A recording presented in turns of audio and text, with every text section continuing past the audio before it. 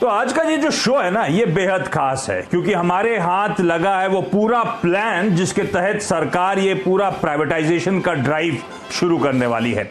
और ये एक्सक्लूसिव जानकारी जो है हमेशा की तरह लक्ष्मण रॉय आपके लिए लेकर आए, वो आपको आपकी स्क्रीन पे नजर आएंगे। पर क्योंकि खबर बहुत बड़ी है तो टुकड़ों में इस खबर को आपके सामने हम लोग पेश करने वाले हैं।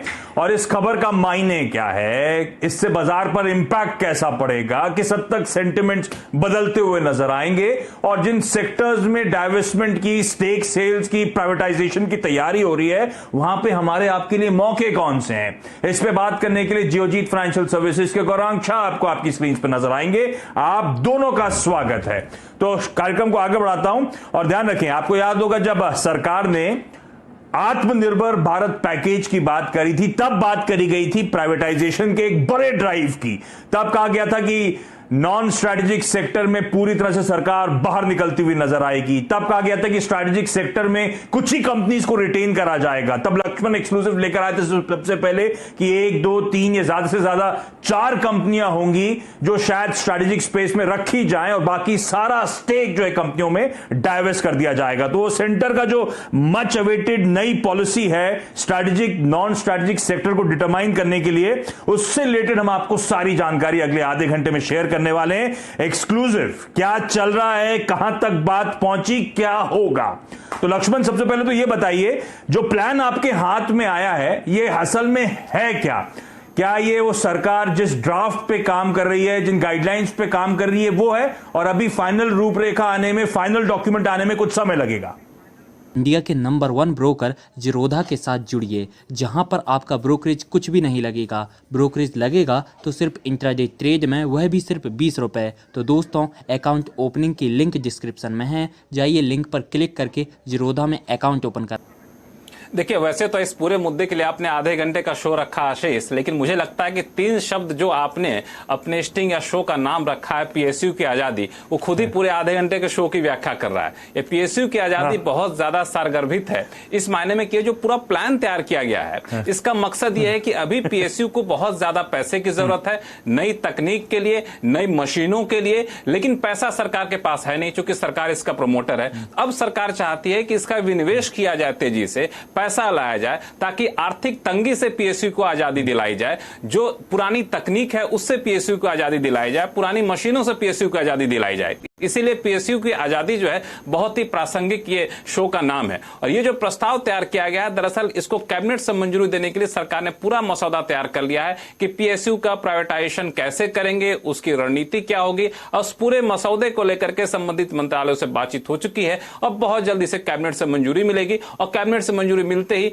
महीने भर के भीतर ये पॉलिसी नोटिफाई हो जाएगी, इस पर काम शुरू हो जाएगा।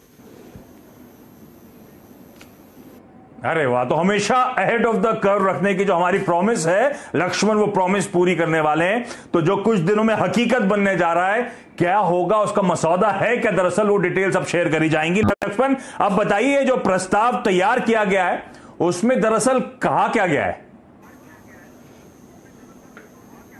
देखिए, इस प्रस्ताव में दरअसल स्ट्रेटेजिक सेक्टर कौन कौन से होंगे उसकी परिभाषा दी गई है। स्ट्रेटेजिक सेक्टर कौन कौन से होंगे उसका नाम लिखा गया है। तो जो मुझे सूत्र बता रहे हैं उसके मुताबिक इस पूरे प्रस्ताव में 18 सेक्टर को, जी हां 18 सेक्टर को स्ट्रेटेजिक सेक्टर के तौर पर रखने का प्रस्ताव रखा गया है। यानी कैबिनेट से मंजूरी मिलेगी तो फैसला हो जाएगा। तो ये जो 18 सेक्टर है, इस 18 सेक्टर में जो सरकारी कंपनियां होंगी, उन सरकारी कंपनियों में सरकार अधिक से अधिक एक सरकारी कंपनी पर अपना कंट्रोल रखेगी या 4 पर, मतलब कम से कम एक, अधिक से अधिक 4 सेक्टर होंगे स्ट्रेटेजिक सेक्टर की कंपनियों में, जिस पर सरकार अपना कंट्रोल रखेगी, बाकी बेच देगी। मान लिया जाए किसी स्ट्रेटेजिक सेक्टर में 10 पीएसयू है, तो सरकार उसमें या तो 1 रखेगी या तो अधिक से अधिक 4 रखेगी, बाकी 6 को या तो बेच देगी या फिर सरकार उसका मर्जर कर देगी या फिर किसी पीएसयू की सब्सिडरी बना देगी। तो इस 18 सेक्टर की पहचान की गई है। बता दूं कि इस पूरे प्रस्ताव में कंपनियों का नाम कहीं नहीं लिया गया है, सिर्फ सेक्टर का नाम लिया गया है कि ये 18 सेक्टर होंगे जो स्ट्रेटेजिक सेक्टर होंगे,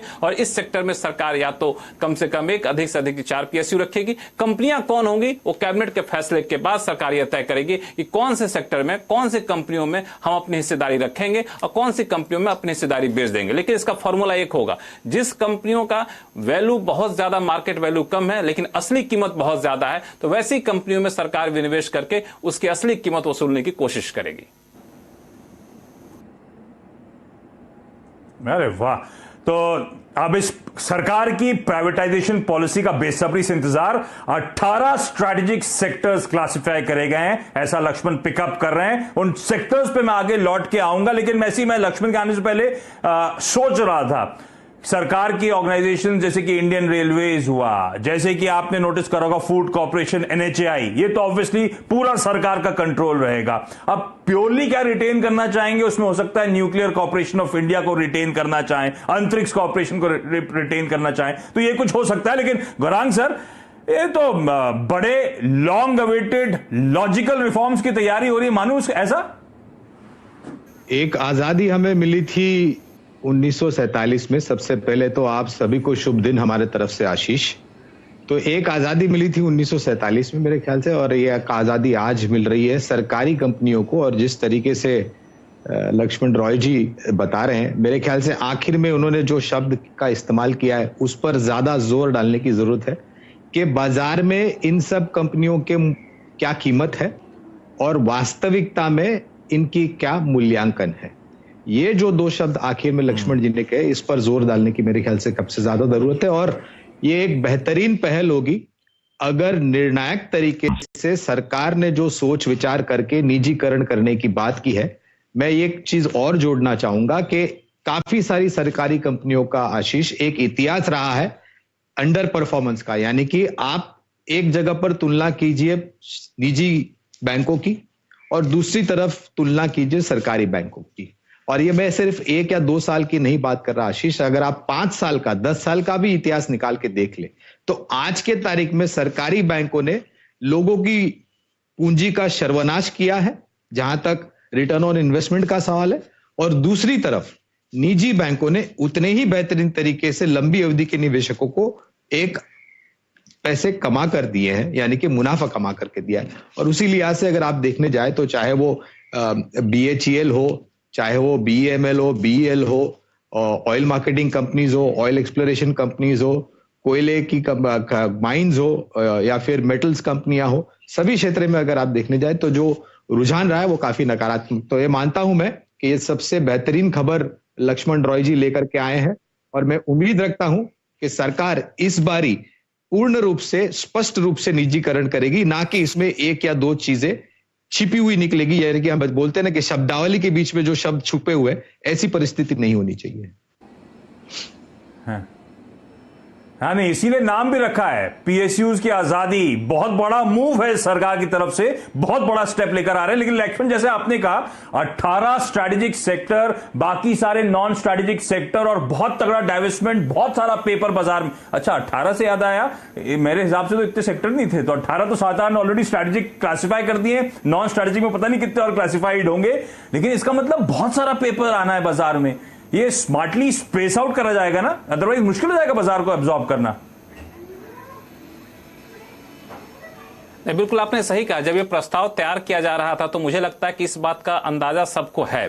इसी वजह से इसमें ये प्रस्ताव में रखा जा रहा है बात कि हम अभी पॉलिसी पे फैसला ले लेंगे कि हम इस पॉलिसी के तहत इन 18 सेक्टर में कुछ PSU रखेंगे, कुछ को डाइवेस्ट कर देंगे। जो नॉन स्ट्रेटेजिक सेक्टर होंगे वहां पे सारी कंपनियों को डाइवेस्ट करेंगे। लेकिन इसका मतलब एक कतई नहीं है कि चालू कारोबारी साल में ही अब सारे के सारे सेक्टर की कंपनियों को देखेंगे बिकता हुआ। उसमें एक लाइन जो सरकार प्रस्ताव रख रही है वो ये कि कब किस कंपनी में डाइवेस्टमेंट करना है, यह फैसला लिया जाएगा 3 आधार पे। पहला कि बाजार का हालात कैसा है, दूसरा कि सरकारी कंपनी की स्थिति कैसी है, और तीसरा कि बाकी माहौल कैसा है। इसके आधार पे हम फैसला लें कब किस कंपनी में विनिवेश किया जाएगा। तो विनिवेश की पॉलिसी आ जाएगी, लेकिन ये एक लॉन्ग टर्म पॉलिसी होगा जिसके बाद आप बाजार में देखते हुए, हालात को देखते हुए सरकार इसमें फैसला लेगी कि कौन सी किस कंपनी में विनिवेश किया जाना है। जो आपने कहा 18 सेक्टर है, तो 18 सेक्टर के अलावा मुझे भी लगा कि बाकी बचता कौन सा सेक्टर है। तो मैंने देखा तो बहुत सारे सेक्टर हैं। जैसे कि आपने रेलवे का नाम लिया, तो रेलवे को इससे बाहर रखा गया है। फूड कॉर्पोरेशन ऑफ इंडिया जैसी चीजें, उसको बाहर रखा गया है। जो पब्लिक हित के लिए, जनहित के लिए काम करती कंपनियां, उसको बाहर रखा गया है। यहाँ पे मार्केटिंग कंपनियों को बाहर रखा गया है। तो काफी सारे सेक्टर, जैसे कि आपको हॉस्पिटैलिटी सेक्टर को इससे बाहर रखा गया है। तो बहुत सारे सेक्टर जिसको इससे बाहर रखा गया है। और हम लोग तो लिस्टेड कंपनियों की बात कर रहे हैं, ऐसे तो कंपनियों की संख्या करीब 150 से ज्यादा है। तो बहुत सारी कंपनियां निकल आएंगी, लेकिन सरकार की कोशिश मुझे लगता है कि लिस्टेड कंपनियों में निवेश करने की ज्यादा होगी। अच्छा, वो एक्सक्लूसिव न्यूज ब्रेक की तरफ बढ़ूं, मैं 18 सेक्टर्स की बात करूं, एक जहन में सवाल आ रहा है लक्ष्मण, ये जो आपने स्ट्रैटेजिक डिसइन्वेस्टमेंट की खबर हमें सबसे पहले दी थी और पुख्ता होती हुई नजर आई थी, जिसमें बीपीसीएल, जिसमें कंटेनर कॉर्पोरेशन, जिसमें शिपिंग कॉर्पोरेशन ऑफ इंडिया के स्ट्रैटेजिक डाइवेस्टमेंट तैयारी हो गई थी, बिल्कुल क्लियर था कि होने वाले हैं जल्द, वो तो नहीं अटकेंगे ना, वो तो जस के तस कंटिन्यू होंगे? नहीं, बिल्कुल मुझे कई लोगों ने ट्विटर पे लिखा और कहा कि क्या ये सारे प्रस्ताव अटक जाएंगे, कुछ चैनल चला रहे हैं। तो वो ऐसे लोगों को बिल्कुल साफ कर दूं कि इस मुगालते में ना रहें, कहीं से खबर आ रही हो तो बिल्कुल इसको ना सुने। सच्चाई ये है कि सरकार ने जिन जिन कंपनियों के विनिवेश की प्रक्रिया शुरू कर दी है या कैबिनेट ने जिन कंपनियों में विनिवेश का फैसला ले लिया है, उस पर इस पॉलिसी का कोई असर नहीं होगा। ये मैं नहीं कह रहा हूं, ये जो मसौदा तैयार किया गया उसमें साफ तौर से लिखा हुआ है कि सरकार की ये जो सरकारी कंपनियों को निजीकरण की पॉलिसी आएगी वो मौजूदा विनिवेश की प्रक्रिया पर बिल्कुल असर नहीं डालेगी, उन कंपनियों पर इसका कोई लेना देना नहीं होगा। यानी कॉनकॉर जैसी कंपनियां, बीपीसीएल जैसी कंपनियां जिसमें विनिवेश पहले से शुरू हो चुका है, प्रक्रिया शुरू हो चुकी है, तो उस पर कहीं से भी रत्ती भर फर्क नहीं पड़ने वाला है। ओके, चलिए अब लक्ष्मण जरा कहानी को आगे बढ़ाया जाए। अभी जो 18 स्ट्रैटेजिक सेक्टर्स हैं, 18 एक साथ कवर करेंगे तो हम सबके जहन में रहेगा नहीं, एक एक टुकड़े में पहले समझाइए पहला कौन सा ट्रांच जो सेक्टर्स आपने पता करें, स्ट्रैटेजिक डिफाइन जो होते हैं, उसके बाद जरा गौरांग सर से पिक्स मांग जाए। देखिए, सबसे पहले मैं 5 सेक्टर का नाम लूंगा। ये 5 सेक्टर इसलिए चूंकि बहुत ज्यादा सुर्खियों में रहता है। उनमें से एक है सरकारी बैंक, दूसरा है इंश्योरेंस सेक्टर, तीसरा है कोल सेक्टर, चौथा है स्टील और पांचवा है माइंस और मिनरल सेक्टर। ये सारी जो कंपनियां हैं ये दरअसल जो है इस सेक्टर की जो कंपनियां होंगी वो स्ट्रेटेजिक सेक्टर की कंपनियां मानी जाएंगी। इस सेक्टर को सरकार ने स्ट्रेटेजिक सेक्टर के तौर पर डिफाइन किया है, यानी इस सेक्टर में जो भी कंपनियां होंगी उनमें कम से कम एक सरकार अपने पास जरूर रखेगी, अधिक से अधिक 4 रखेगी, बाकी को बेच देगी। हाँ, तो सरकारी बैंक्स, इंश्योरेंस, कोल, स्टील और minerals and metals. Gurang sir, सबसे इंपॉर्टेंट तो सरकारी बैंक्स, और सरकारी बैंक्स में हमने एक कंसोलिडेशन की ड्राइव आती हुई देख ली, एक मेगा मर्जर प्रक्रिया हो चुकी है। अब मेरे ख्याल से 12 लिस्टेड सरकारी बैंक, 12 सरकारी बैंक है कुल मिलाकर। 13वां जो है आईडीबीआई बैंक, वो तो खैर बिकने के लिए खड़ा ही हुआ है, एलआईसी ने आधा माल ले लिया है, आज नहीं तो कल वो आधा भी बिकने की तैयारी कर रहा है। अब इन 12 में से आपका आकलन क्या है? सरकारी बैंक तो मेरे ख्याल से 4 चाहिए होंगे, मेगा सरकारी बैंक इस देश की जनता को सर्व करने के लिए। आप कैसे देख रहे हो इस ड्राइव को? 4 सरकारी बैंक्स रहे तो कौन से रहे, और आपका सबसे प्रेफर्ड बेट भी बताइएगा जरा, सरकारी बैंक्स में कौन सा खरीद के रखना है? यदि आप लोग बाजार में ट्रेडिंग या निवेश करते हैं और अभी भी ब्रोकरेज के नाम पर अपनी हजारों रुपए बर्बाद कर रहे हैं तो अब बदलिए और देश के सबसे अच्छे, बड़े और सबसे भरोसेमंद ब्रोकर जिरोधा के साथ जुड़िए, जहां पर आपका ब्रोकरेज कुछ भी नहीं लगेगा। ब्रोकरेज लगेगा तो सिर्फ इंट्राडे ट्रेड में, वह भी सिर्फ 20 रुपये। और दोस्तों, साथ ही आपको बता दूं कि यहाँ पर अकाउंट ओपन कराने के लिए आपको अपना POA यानी कि पावर ऑफ अटॉर्नी देने की कोई आवश्यकता नहीं है, जिसका उपयोग करके हाल ही में देश के एक बड़े ब्रोकर ने 2000 करोड़ का घोटाला किया। तो दोस्तों, अकाउंट ओपनिंग की लिंक डिस्क्रिप्शन में है, जाइए और लिंक पर क्लिक करके जिरोधा में अपना अकाउंट ओपन कराइए। तो आशीष, इसका जवाब देने से पहले एक चीज का जिक्र करना चाहूंगा।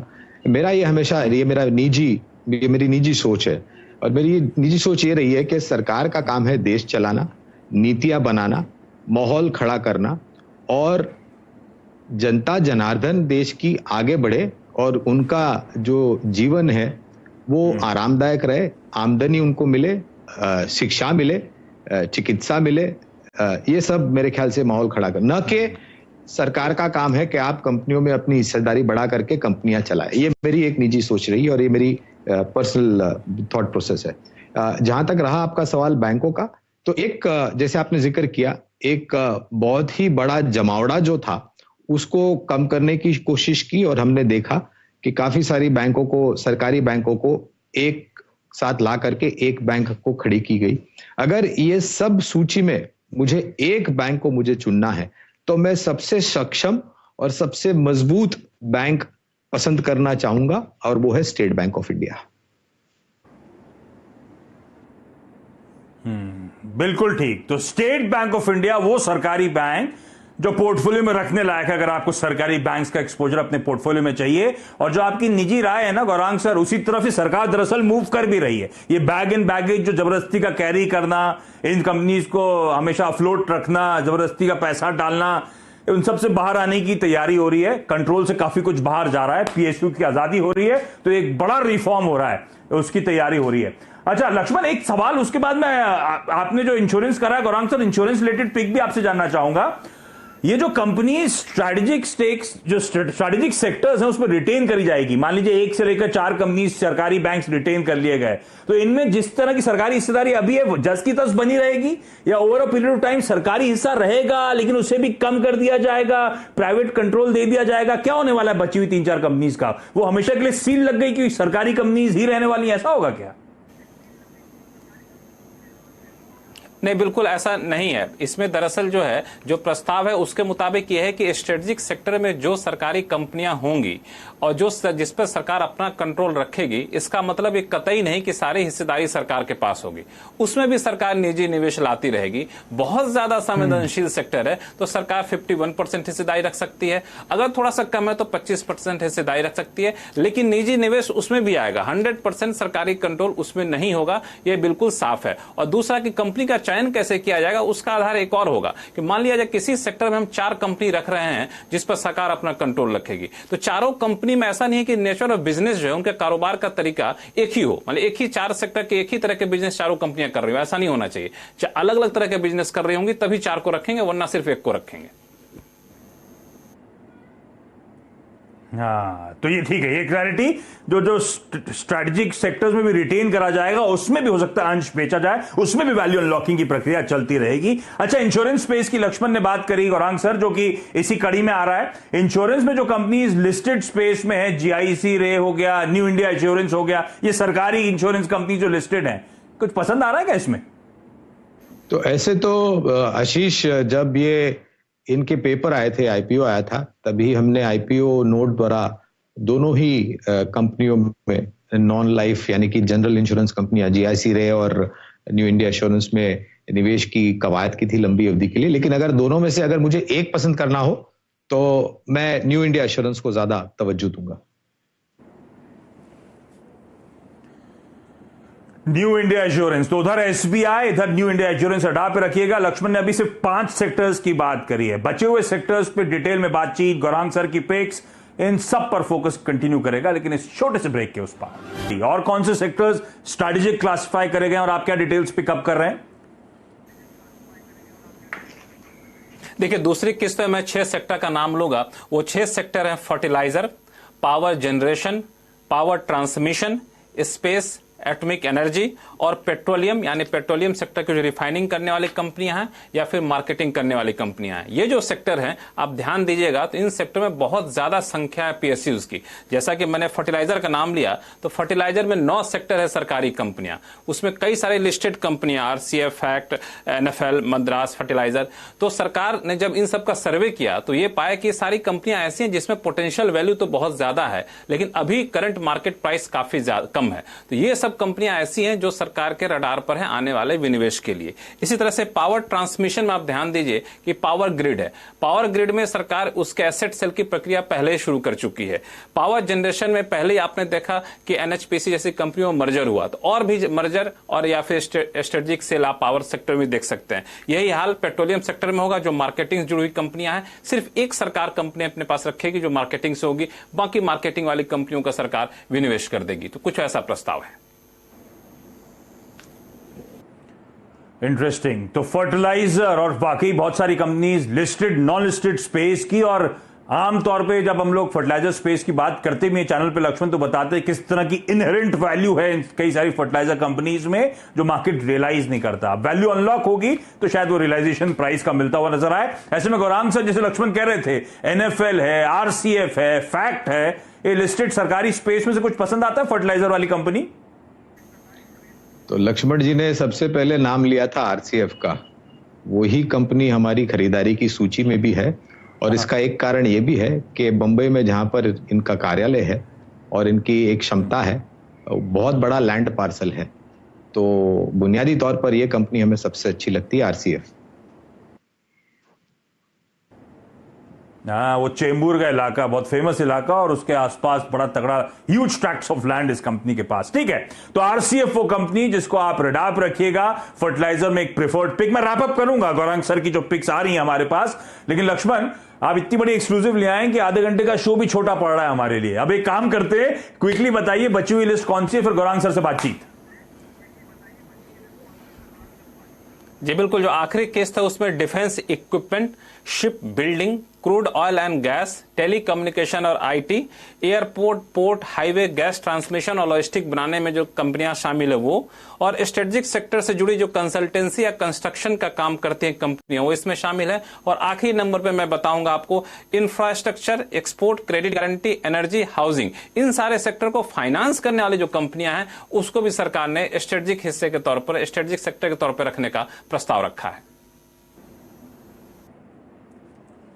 इंटरेस्टिंग। तो ये वो सेक्टर्स, पॉकेट्स हैं। फाइनली पूरी लिस्ट आप लोगों की स्क्रीन पे लगातार प्रोड्यूसर चला रहे हैं, जब हमने बातचीत करना शुरू भी नहीं करी थी तब से, क्योंकि लिस्ट लंबी है, आप लोगों को रिटेन करने में मुश्किल होगा, इसीलिए वो लिस्ट आपकी स्क्रीन पर। और अब इस कड़ी में आजकल गौरांग सर, वैसे डिफेंस कंपनीज तो रडार पे ही है, गजब का अपमूव आना शुरू हुआ और इस स्पेस से तगड़ी लिस्टेड कंपनीज, कई सारी लिस्टेड कंपनीज है। Hindustan aeronautics, Bharat dynamics, BEML, BEL, Mishra Dhatu, ITI जोड़ लीजिए उस कड़ी में जो डिफेंस के लिए कुछ हद तक काम करती है। डिफेंस स्पेस में पता नहीं क्या रिटेन करेंगे नहीं करेंगे, क्योंकि नॉन लिस्टेड स्पेस में भी बहुत सारे डिफेंस का काम होता है। अब आप ये बताओ, इसमें से फंडामेंटली आपकी प्रेफर्ड बेट कौन सी है गौरांग सर? तो आशीष, हम पूरा जो आधार है ये विनिवेश का और निजीकरण का, अगर हम डिफेंस को देखते हैं और एक कंपनी जो कि बहुत ही सक्षम रूप से भारतीय वायुसेना की रीढ़ की हड्डी बनी हुई है, तो वो है हिंदुस्तान एरोनॉटिक्स लिमिटेड। और हमने एक अवतार इनके तरफ से आते हुए देखा तेजस के रूप में। और मेरा ये मानना है और मेरी ये सोच और समझ है आशीष, कि आने वाले समय में जिस तरीके से प्रधानमंत्री जी ने भारत में बनाइए, भारत में बना हुआ और भारत में आकर के बनाइए, ये जो मुहिम चलाई है, उसका एक बहुत बड़ा योगदान HAL यानी कि हिंदुस्तान एरोनॉटिक्स लिमिटेड के तरफ से आता है। ये तो ना तो सिर्फ ये बनाते हैं, लेकिन मेरे ख्याल से जो बैक एंड मरम्मत और एयर वर्दीनेस लड़ाकू विमानों की होनी चाहिए, वो भी बना करके रखते हैं। तो मैं, अगर एक कंपनी पसंद करनी है मुझे, और इसके साथ साथ अगर अंतरिक्ष की भी जो बात अभी लक्ष्मण जी कर रहे थे, इसरो वगैरह, और सरकार इसमें निजीकरण की भी बात आगे जाकर के सोचती है या फिर कोई प्रक्रिया या फिर कोई नीतियों में बदलाव करती है, तो इस कंपनी का शायद योगदान वहां पर भी आ सकता है। तो HAL सबसे पहली पसंद होगी। अरे गजब, इसका आईपीओ आया था गौरांग सर, मुझे आज भी याद है, डीआरपी पढ़ के लगा था इससे बेहतर कंपनी नहीं हो सकती डिफेंस स्पेस में, पर डिसअपॉइंटमेंट हुआ था आईपीओ के बाद, चल के नहीं दिया था। अब फाइनली वो वैल्यू रियलाइज कर रहा है, अब फाइनली इंट्रिंसिक वैल्यू के करीब जाता हुआ ये स्टॉक, गजब का मूव आ रहा है। और HAL सबसे प्रेफर्ड बेट भी होगी डिफेंस स्पेस में। यदि आप लोग बाजार में ट्रेडिंग या निवेश करते हैं और अभी भी ब्रोकरेज के नाम पर अपनी हजारों रुपए बर्बाद कर रहे हैं, तो अब बदलिए और देश के सबसे अच्छे, बड़े और सबसे भरोसेमंद ब्रोकर जिरोधा के साथ जुड़िए, जहां पर आपका ब्रोकरेज कुछ भी नहीं लगेगा। ब्रोकरेज लगेगा तो सिर्फ इंट्राडे ट्रेड में, वह भी सिर्फ 20 रुपये। और दोस्तों, साथ ही आपको बता दूं कि यहाँ पर अकाउंट ओपन कराने के लिए आपको अपना POA यानी कि पावर ऑफ अटॉर्नी देने की कोई आवश्यकता नहीं है, जिसका उपयोग करके हाल ही में देश के एक बड़े ब्रोकर ने 2000 करोड़ का घोटाला किया। तो दोस्तों, अकाउंट ओपनिंग की लिंक डिस्क्रिप्शन में है, जाइए और लिंक पर क्लिक करके जिरोधा में अपना अकाउंट ओपन कराइए।